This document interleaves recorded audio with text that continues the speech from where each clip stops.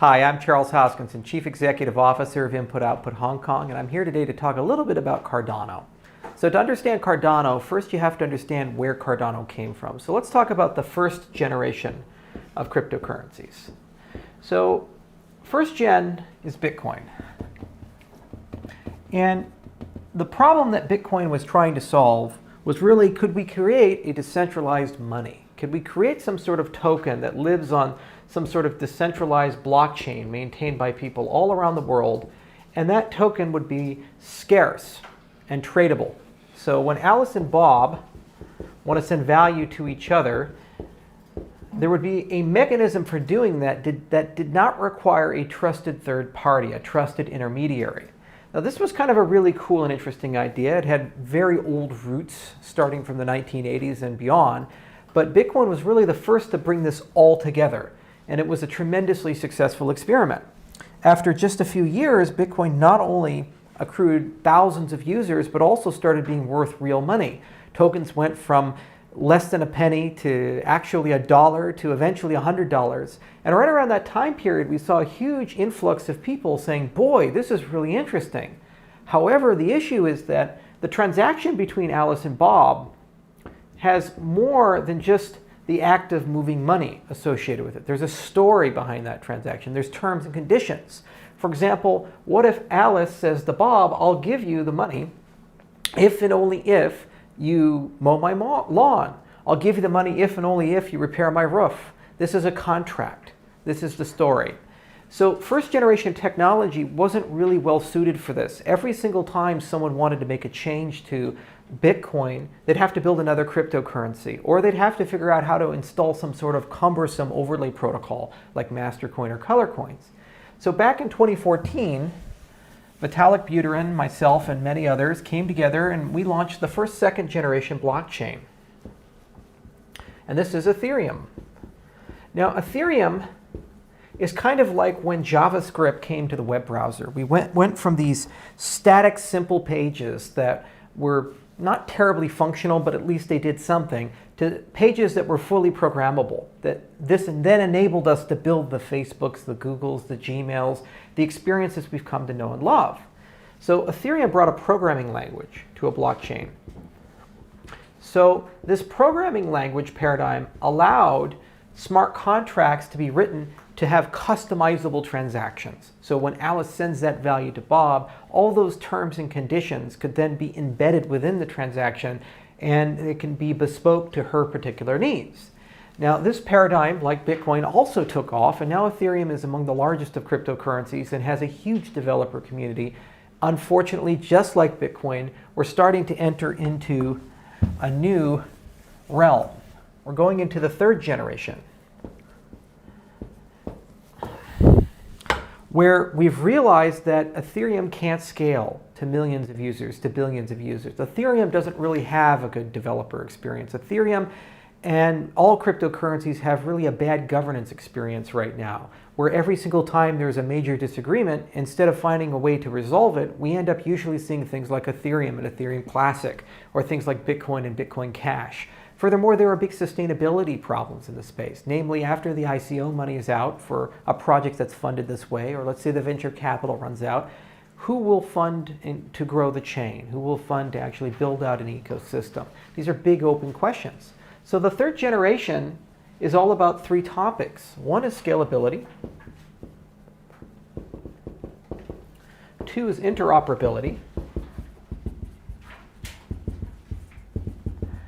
And finally, there's this notion of sustainability. So the Cardano project is really our philosophy, our vision on how to solve each of these categories in a way that we feel it's going to inherit the best features and lessons learned from generation 1 and generation 2, but also add a lot of new concepts and technology to the space.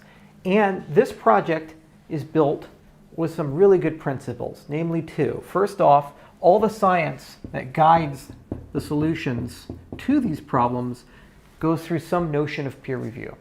So we go to conferences, we write proper scientific papers, we engage universities, and all the engineering, we have the goal to eventually implement as high assurance code.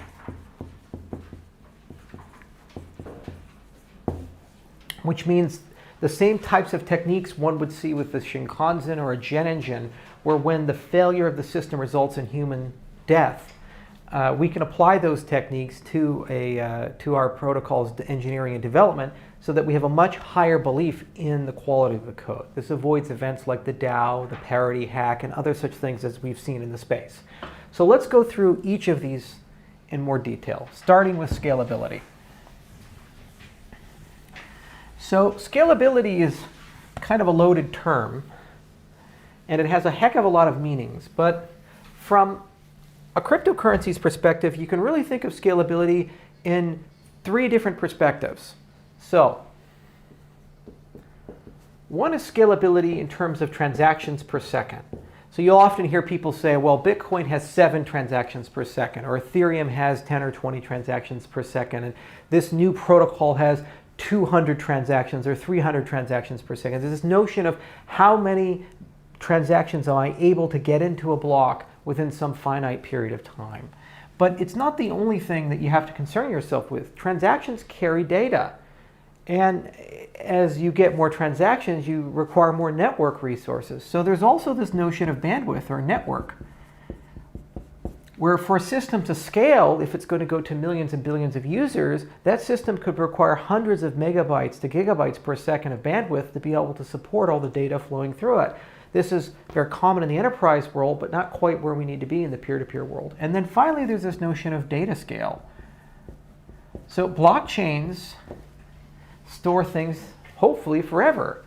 And so every time you put a transaction in, regardless if it's relevant or not, it ends up in the log. And as you have more and more transactions per second, you need more and more data. And as a consequence, blockchains will grow from megabytes to gigabytes to terabytes to petabytes and potentially even exabytes. Again, this is okay in the network world, but when we talk about a replicated system whose security model relies upon each node having a copy of the blockchain, this is not tractable for consumer hardware devices.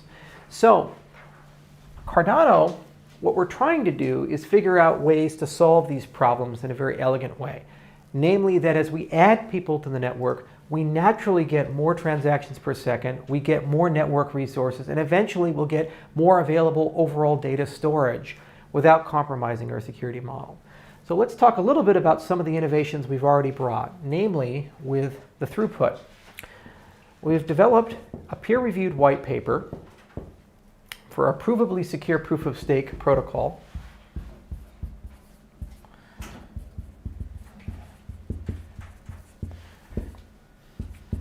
Called Ouroboros. And Ouroboros is among one of the most efficient consensus protocols in the cryptocurrency space. And it's the first to actually be proven secure in a very rigorous cryptographic way. The magic of Ouroboros is that it's been designed in a modular way. And it's been designed with future-proofing in its DNA. So, namely, how Ouroboros works is Ouroboros breaks the world into epochs.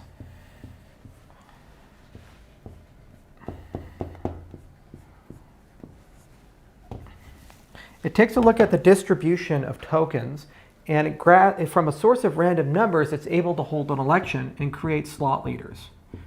Now, these slot leaders functionally do the exact same thing that a miner would do in Bitcoin.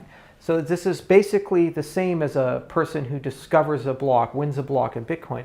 But the difference is that it doesn't require the extensive computational resources that Bitcoin requires to construct a block. And as a consequence, this system is considerably cheaper to run, even though we still have similar security guarantees that Bitcoin currently enjoys. So it's a major advancement. But the other really interesting thing is that these slot leaders don't have to just maintain a single block and a single chain. They can actually maintain other blocks and other chains.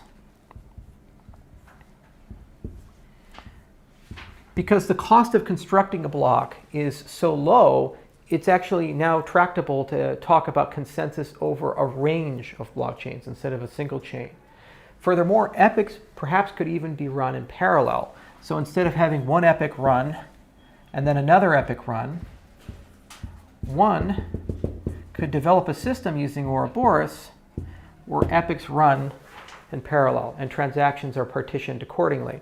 What this effectively means is as you gain more users and your users gain more capabilities, these slot leaders will be able to maintain more types of blockchains and also run transaction processing for blockchains in parallel. This is a major advancement. The other cool thing is that Ouroboros has very rigorous security standards in terms of its theoretical foundations as well as its implementation. So as a consequence, as we develop new capabilities for the protocol, these capabilities are somewhat composable, meaning that these capabilities will also be secure. Whereas other systems, one has to prove these things on a case-in-case basis, in some cases make major modifications or changes to their system. In addition to this, we intend on Ouroboros actually being quantum resistant sometime in 2018, hopefully, where when the slot leader signs these blocks, they'll be using a quantum resistant signature scheme, so we can get even more future proofing into the system. So that's kind of the first view, is how do we construct a way of maintaining the network that doesn't cost $300,000 an hour, which is what Bitcoin currently costs at the current market rate of $5,000 per coin. And how do we build a system that allows us to go parallel and also allows us to potentially maintain multiple chains concurrently? This is the heart of Ouroboros. Now, as we mentioned before, one of the most important things when one develops new cryptography is to make sure that this cryptography is developed in a very rigorous, peer-reviewed way. So Ouroboros actually was accepted at Crypto 17, where our team went there to present it. And future versions of the protocol continue to go through more rigorous peer review, giving us a high assurance that the conceptual design of the system is correct. The other side of it is we're actually modeling a formal specification of Ouroboros using Psi calculus, which is a wonderful formal modeling language that's machine understandable, that eventually we're going to be able to connect to the Haskell code in our GitHub repo and actually show that we've correctly implemented the protocol. This is a standard that actually does not exist in our space, and we're very excited to be the first to bring it to the space. But that's not the only thing required for scalability. You also need the ability to move large amounts of data at the same time. As our network grows from a few hundred transactions per second to thousands, to tens of thousands, to hundreds of thousands of transactions per second, you cannot maintain a homogeneous network topology. In other words, you cannot have a situation where every node has to relay every message, because there will be nodes that don't have those capabilities, especially as they grow. So we're actually looking at a new type of technology called RENA. And this stands for Recursive Internetwork Architecture. And so RENA is basically a new type of structuring networks using policies and clever engineering principles, mostly conceived by John Day, who's based out of Boston University. And the goal here is to build a heterogeneous network that gives you similar types of privacy guarantees, transparency guarantees, scalability guarantees that you would expect to get from network protocols like TCP/IP, but do so in a way where you can actually reason about how the network is going to compose in a formal capacity. So in other words, RENA is a major step forward that will give us a way to very naturally tune and configure Cardano as it grows from hundreds to thousands to tens of thousands of transactions per second, and something that will very seamlessly connect and interoperate with TCP/IP. We're very excited to bring this in part to the Cardano ecosystem in 2018 and completely around 2019. And we think it will be a big solution to a lot of the network overhead issues that we have. Finally, we have this notion of data scaling. So this is among the hardest of the problems, and it's one that we're still examining and looking at. But the reality is that not everybody requires all the data. The transactions that Alice sends to Bob are not necessarily relevant to Eve and Jane and Bill. They're only relevant from the context that these people are able to infer from them the total ownership of the money and know that the tokens they've received are legitimate and correct. So you have techniques like pruning. You have techniques like subscriptions and some form of compression, which when applied in a setting in a very intelligent way, can actually reduce substantially the amount of overall data one user has to have. There's also the idea of partitioning. Partitioning is where a user doesn't actually have a full copy of the blockchain. Rather, they have some chunk of the chain, as opposed to many other chunks. And there's some notion that you can put all of these things together. So one of the goals of the Cardano project is to study this in a very rigorous way and to come up with new blockchain architectures as they become necessary that will allow people to have much smaller amounts of data, but overall still get the same level of assurance and security that the transactions they receive, the computations that are performed, are correct. So part of this research also involves some of our ideas about sidechains. And we'll get to that actually when we get to the interoperability section, but as a brief mention, all a sidechain really is two components. First, it's the notion of creating a compressed representation of a blockchain, and it's a notion of creating interoperability between chains, i.e. a way of translating transactions between chains. So some of the proofs that we've come up with some of our recent sidechains research give us a lot of hope that we can create compressed representations of a blockchain as it grows from gigabytes to terabytes to petabytes, and that these proofs can give us a high level of certainty that the transactions we're seeing, the history we're seeing is correct, even though these proofs are quite small, megabytes to kilobytes. So this is kind of our solution to data, is to approach it in both a pragmatic way, where we start restricting in some cases what people see in a very intelligent case-by-case basis.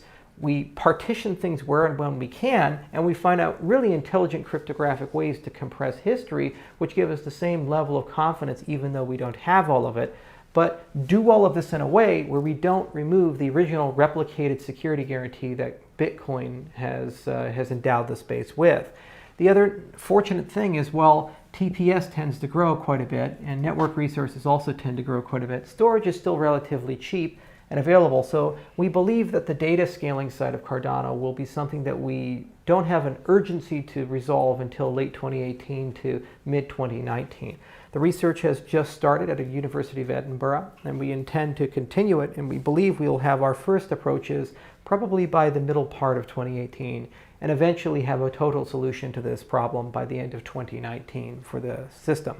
So this is kind of the first component. Let's build a protocol that allows us to scale up the transactions per second. So as we gain more people into the ecosystem, we get more throughput. Let's create a network stack developed by one of the early internet pioneers that has learned from some of the issues that TCP/IP has in other systems, and is a bit less fragile and a bit easier to configure and tune so that it can handle a large heterogeneous network based upon real-life scenarios. And let's come up with some clever ways of handling the use of data in our system without compromising our security guarantees. And also, when partitioning is adopted, similar to like BitTorrent, you actually gain a lot more resources for overall storage. So if we don't have to replicate the database, rather we can distribute it, there is some hope that we can build a large distributed file system for Cardano, and thus actually have total available petabytes of data, even though any particular user only has to have a small amount. So that's the first pillar, this notion of scalability. But the third generation demands two more, and therefore for the Cardano project we will do these things. First, there's this idea of interoperability. So interoperability is this idea that there will not be one token to rule them all. So sorry, Bitcoin. You're going to have many networks like Ethereum and Bitcoin and Ripple and legacy systems like the traditional bank networks running on older protocols like SWIFT and older settlement networks like ACH and so forth. And these systems all speak their own languages, and these systems all have their own business logic and rules. So currently, as it stands, it's very difficult for Ethereum and Bitcoin to understand each other. Substantially more so for the old banking networks, which have the added requirement of metadata and attribution to the transactions. So the problem is that if you don't have a single standard. And if you don't have a canonical way of communicating with these systems, then you run into a situation where value gets very fragmented. So regardless of how decentralized any one of these particular ecosystems happen to be, the kingmaker will be the small on and offboarding hubs that control the movement of value between these systems. Currently, we are seeing those as exchanges, but there are others who could come, and these exchanges are very fragile.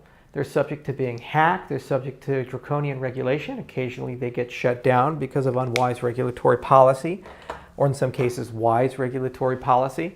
And this is really not a good situation to be in for a supposedly decentralized, permissionless ecosystem, to have a small group of actors control whether one can convert their value from one system to another system. Furthermore, when people do business in this world, if these businesses are regulated or even semi-regulated, they usually do have to interface and interact with the traditional financial world. For example, let's say that you're a cryptocurrency company and you issue an ERC20 token. Okay, so that ERC20 token, let's say you have a crowd sale and you raise millions of dollars worth of Ether. And as an actual company with a bank account in a legal jurisdiction, you begin selling that Ether and deposit millions of dollars into your bank account. Well, then, bank is a regulated entity, and the first question they're going to ask is, where did you get these millions of dollars from? And the bank will then ask you to explain, to provide some data and details. You'll say, oh, well, I had a crowd sale and I sold an ERC20 token and I got a bunch of Ether. And they say, okay, well, who did you get it from? Who are your customers? And you respond, people over the internet. And unfortunately, that's really not a good answer. And this entity is a regulated business entity that has to file suspicious activity reports, that has to deal with people on their side, like the Treasury Department or maybe the European Union and so forth. These entities feel that this is a very risky proposition. And this is the unfortunate reality that we tend to live in our world. We have fragile interlinks throughout cryptocurrencies as well as the legacy financial system. And there's really no way to escalate transactions in a very natural way so that when one wants to do business with the legacy world, that metadata, that attribution, the compliance information that one would want to have is not present. And as a consequence, anybody doing business here automatically becomes a high-risk business. This is an unfortunate situation. So the idea of a third-generation cryptocurrency with respect to interoperability is a cryptocurrency that has the capacity of being able to understand and watch other cryptocurrencies. A cryptocurrency that when it sees Ethereum and an event occurring here can actually verify if that event is true or false. For example, if Alice says she has Ether and sends Ether to Bob, this cryptocurrency ought to be able to actually know that that's a legitimate transaction if it's something in the concern of the third generation cryptocurrency. So cross-chain transfers are reliable, and they should be able to do this without needing a trusted third party. That's the single most important thing, because we want to create an internet of blockchains, an internet of value that flows around just as easily as Bitcoin flows around or Ether flows around. We want to move cross-chain. So the first component of that is to have some notion of sidechains.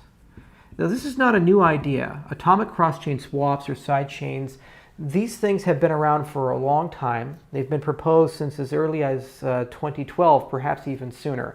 But the basic concept is that there is some way of structuring information from one chain to another chain such that when a transaction is sent, that compressed structuring of information gives you the ability to know if that transaction's legitimate or not. In other words, the person sending it to you actually has that value, and also this value is not a double spend. It's a very important concept.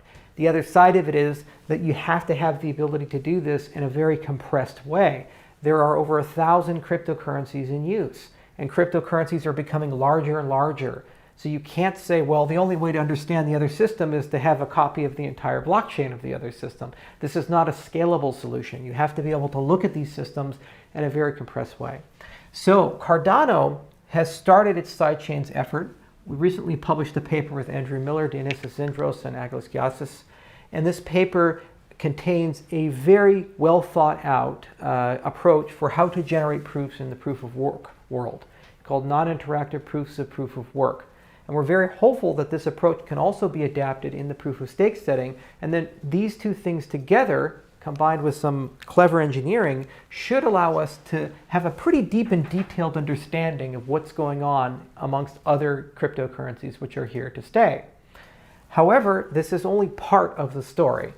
Even if we can create a utopia where all blockchains can talk to each other and be seen and heard, and they go from blind, deaf, and dumb to very intelligent and verbose, the issue is that this world is still incompatible with this world, principally because of three factors. One is the notion of metadata. Two is the notion of attribution. And three is the notion of compliance. So, metadata is the story behind a transaction. It's not that you've spent $50 that matters. It's where did you spend it? What did you spend it on? To whom did you give it to? These types of things. That's metadata. It's really not well provisioned in the cryptocurrency space. However, it's the bread and butter of the legacy financial world. There's an enormous amount of value in the metadata of transactions. And in some cases, the metadata of transactions allows transactions to be put into a hierarchy of risk. Certain types of transactions are tremendously risky. For example, if there's a wire transfer between two American banks based in New York amongst large companies, this is very common and happens all the time. If there's a wire transfer from a small American company to a small Russian institution, which in turn then goes to Iran, which in turn then goes to South Africa, this is a totally different scenario. Even if the amounts are the same, the amount of hops, the people who've touched it, the nature of the organizations, how long they've been doing business, this is all metadata. The problem is that metadata is incredibly personal. It's incredibly private, and it has a big difficulty in the cryptocurrency space because all the transactions here are permanent. They live on a blockchain. They're transparent. And the minute that we would attach metadata to a transaction here, we'd run into a situation where we could be potentially exposing very sensitive information to the general public. So one of the goals of the Cardano project is to figure out where, when, and how we can put metadata on a blockchain and benefit from some of the factors that we really care about, such as auditability as well as immutability and timestamping. Because tampering with metadata is a very risky thing. It's very important in cases to have this, but at the same time, posting metadata to a blockchain in a responsible way, perhaps encrypted, or perhaps with a special scheme that only allows certain people to see it, whereas others cannot. Attribution is about identity. It's about the naming of actors involved in a transaction. It's a subset of metadata, but it's so important it deserves its own consideration. It's not just good enough to know the story behind the transaction. You have to know where the money came from and where the money's going. That's Alice to Bob, JP Morgan Chase to Wells Fargo, and so forth. This is so incredibly important that we've decided to try to construct a way where if one desires to add attribution to a transaction, it can be done in a pretty streamlined and easy way. But the difficulty is establishing a web of trust or some sort of identity hierarchy. One of the reasons why we live in an internet with passwords and usernames is because we actually don't have a good way of identifying the people on the internet.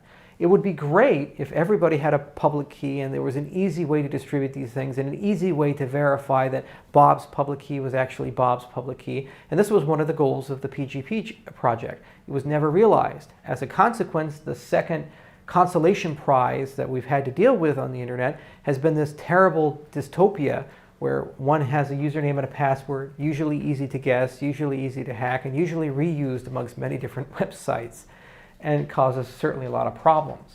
So the same problem there is incumbent here. The difference is that cryptocurrencies are factories for cryptographic credentials.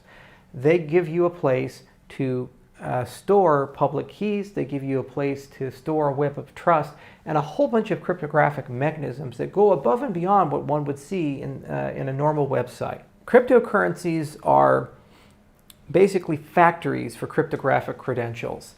unlike normal websites or unlike the current internet, cryptocurrencies give you the ability to organize, manage, store public keys, and develop all kinds of webs of trust, as well as an even more advanced layered cryptography, which has been invented over the last 20 years. So part of the goal of the Cardano project is to start exploring how we can use these things that we're currently using for storing and saving our money to actually also identify ourselves when and how we want to do. And the hope is that this can then be used when people are required to give attribution to transactions. For example, perhaps when they send value to an exchange or back, they can do so in a very graceful and easy way. Now, the final component is this compliance component, and compliance is a construction of things like KYC, which stands for Know Your Customer, things like AML, it stands for anti-money laundering, and things like anti-terrorist financing, ATF. And basically, they're all the same notion of there's a transaction that's occurred. What do we know about this transaction such that we can say it's a legitimate transaction? This is something that is not really considered in the crypto world, but it's the bread and butter of every single financial institution, whether they're an exchange, they are a bank, or anybody who's in a position to be a money service business where they're handling money on behalf of somebody else. There's very harsh and strict global regulation and standards for how anti-money laundering and know your customer and compliance needs to work in general.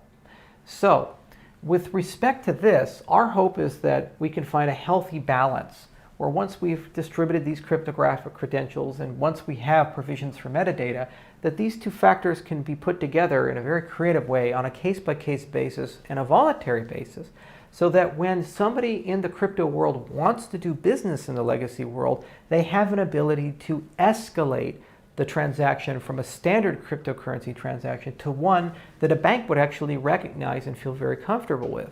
For example, the scenario that we gave in the beginning of this presentation about this ERC20 token crowd sale, one could entirely imagine the idea of saying that the only way one can send Ether to this transaction would be if it's stamped with some metadata accessible to the person being sent to, and it has some identity information that's transitive such that when they cash out and go to the bank, they can disclose that to the bank. But the key here is doing this in a way that protects privacy and doing this in a way that doesn't necessarily make people custodians of the data. As we've seen with Equifax hack and other such things, custodianship of personally identifiable information is quite problematic. So a big goal of the Cardano project is to explore this side of the space using new cryptography, using optional metadata, and also using things like trusted hardware, for example, which give us all kinds of capabilities, from very secure ways to store credentials to the ability to provide guarantees that data has been destroyed after a period of time, to things like geotagging, for example. So this is the interoperability side. And if we're successful with this, we can really think of Cardano as that glue that can facilitate the internet of blockchains, where Bitcoin can stay Bitcoin, Ethereum can stay as Ethereum, Ripple can stay as Ripple, and the banks don't have to change much, but Cardano provides that necessary bridge that isn't centralized and isn't fragile. Rather, it's a large decentralized network, and it really ushers in this great new era of interoperability. In the last two sections, we talked about scalability and interoperability, respectively. But the third pillar of a third-generation blockchain and what Cardano aspires to be, and probably one of the most important of the three pillars, is this idea of sustainability. And you could break sustainability into two components. First, there's the idea of how do we pay for things?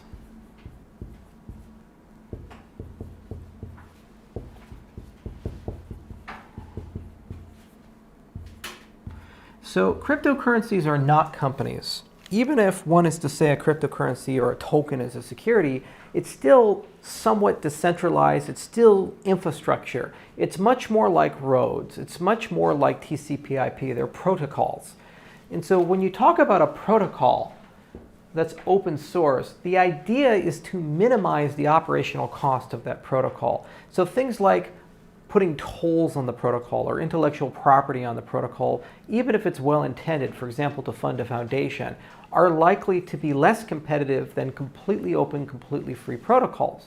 So as a consequence, it's very difficult to figure out exactly how one ought to maintain these systems, pay for these systems in the long term.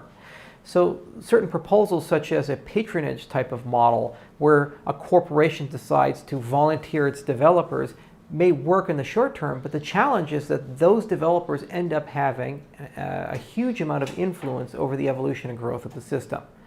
So one can argue that a patronage model will lead to centralization of power into the hands of a few companies that want to modify the protocol in a certain direction.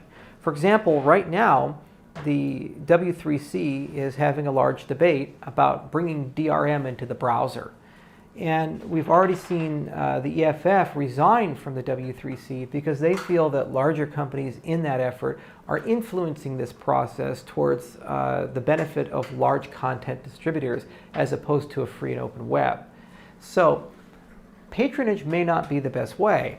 ICOs are also an interesting way, and they're like a quick jolt of energy. They provide a lot of capital, and if there's good governance behind that capital and good people behind the capital, certainly can result in the creation of a great product, a great protocol.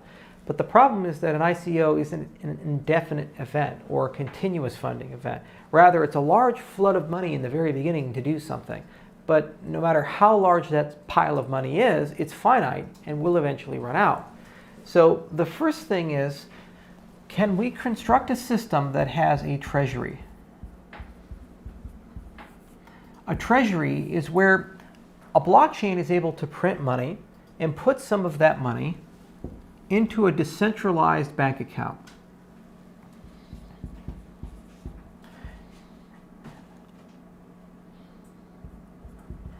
And that decentralized bank account is funded through inflation.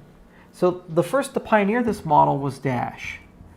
If you look at Bitcoin, every time a block is produced, it started with 50 coins per every block, and then it decreased by a factor of 2 every 4 years, and now we're down to 12.5. All of that goes to the miner. With the Dash model, instead of having all of it go to the miner, some of it actually goes into this decentralized bank account. Then there is a democratic method to vote on funding proposals. So what Bob can do is Bob can submit a ballot to the Treasury. And then the token holders can vote.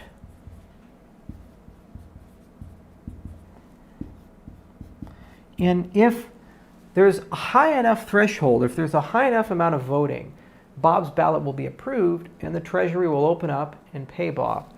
So this abstract model is actually incredibly robust because it has a way of being refilled on a continuous basis. It's directly proportional to the overall influence and size of the currency. So as the currency grows, it has more and more resources available, which in turn can be spent to grow the currency. So there's a positive feedback loop. And also it has a democratic process, a democratic participation connected to the system that allows the stakeholders in the system to start having discussions about priorities, namely what ballots ought to be funded.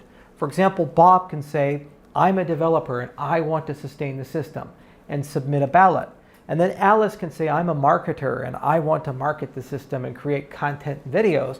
And now the token holders get to choose what do they think is a higher priority, further development or marketing. Or perhaps a scientist wants to write a new protocol to improve the existing protocol. Maybe it's a new privacy primitive, for example.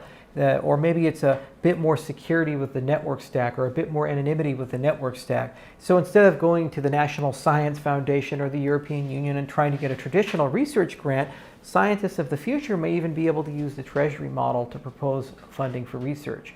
Or perhaps you're an application developer, a dApp developer. Maybe you want to bring state channels to Ethereum. Under the current model, one has to do an ICO or something along those lines. Issue an unnecessary token that really doesn't provide any utility above and beyond what Ether provides, but do so to raise capital in order to be able to bring this innovation to the system. Instead of having that and segregating value away from the principal token, the token holders now have a mechanism where they actually can provide funding for this dApp. And that's a really exciting proposition. The challenge, however, is that the construction of such a system is a tremendous endeavor and requires quite a bit of deep thought. First off, there has to be a proper and fair voting system. Second, there has to be incentives to vote, incentives to participate above and beyond some notion that this system is going to be a common good. There's a kind of a tragedy of commons notion there. Third, there has to be an easy way to submit ballots, but do so in a way where ballots actually, the reasonable ballots, have higher precedence and priorities over absurd ballots. And do this all in a way that's completely decentralized, and do this all in a way that is somewhat distributed and doesn't require centralized governance. So a treasury is quite hard. Dash had a first example of it, and they've had tremendous success as a project as a consequence. So at IOHK, we are quite interested in this model, and we think this is one of the single most important things about sustainability, because it's leaving something behind embedded within the system itself that allows the system to pay for its own bills. Yet it is, as I mentioned, quite a bit of research. So we've already started the process. We first started examining the voting system, and we're looking into using a modification of liquid democracy. And then combining that with an incentivized treasury model,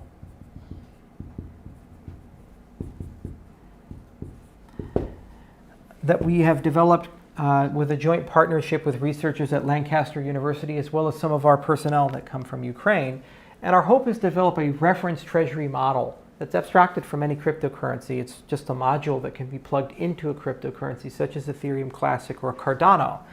The hope is that the system will have a fairly sophisticated way of balancing the needs and incentives of token holders, as well as the needs of those seeking funding in a reasonable way.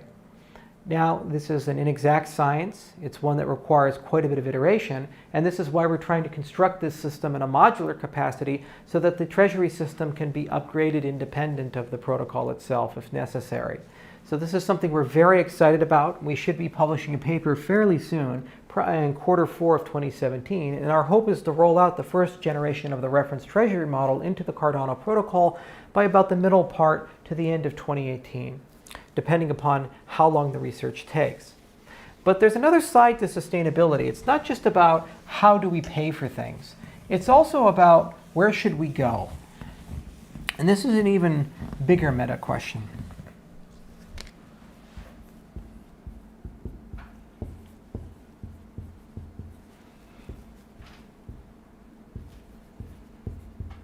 So, cryptocurrencies are living creations. They're not static in that once you've written the code, it's finished, it's done. There's no notion of 2.0. You have to be able to change them as technology changes, use cases change, or new innovations come out that you can benefit from tremendously. And generally, you do this either with soft forks or hard forks, but these are forks nonetheless, meaning that you have to change something. The problem is that in current cryptocurrencies, generation 1 and 2, there is no canonical way of deciding which fork is proper amongst many that have been proposed. And as a consequence, this results in a situation where eventually irreconcilable differences develop and we see the chain break apart. We've seen this with Bitcoin and Bitcoin Cash. We've seen this with Ethereum and Ethereum Classic. And it will only continue as these systems grow in scale and value. So what we have to do is argue by analogy, are there any social systems that humanity has constructed, which while they may be controversial, have still maintained a degree of stability and updatability? Constitutions are the closest notion that we have. That's the highest law of a country. A constitution doesn't change too much, especially constitutions like the American Constitution, and they're somewhat difficult to change. But when they do change, there's universal consensus post-change that they're going to follow this. We don't see a fracturing of the country into two Americas or two UKs or something like that. We kind of get consensus around it. Why? Because it's a slow, deliberate process, one that people agreed to follow, at least in principle. So if we were to treat protocols as constitutions, one ought to be able to amend the Constitution. One ought to have a process to do so. Because we're engineers and we like reusability, our hope is to use the very same types of mechanics that are used in the Treasury system for approving ballots to actually being able to consider Cardano improvement proposals.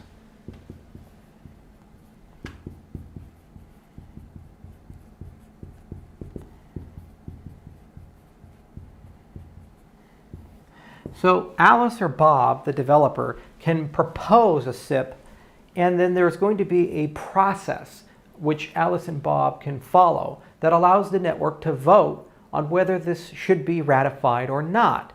This should be a slow, systematic, deliberate process that takes time and effort with increasingly higher thresholds prior to eventual adoption. Now, the first generation of this technology is more about process and mechanism. It's a meta consideration that lives outside of the network but relies on tools within the network. For example, the ability to do voting by stake weight. Later versions, we're going to explore the idea of converting a Cardano improvement proposal into something that's machine understandable.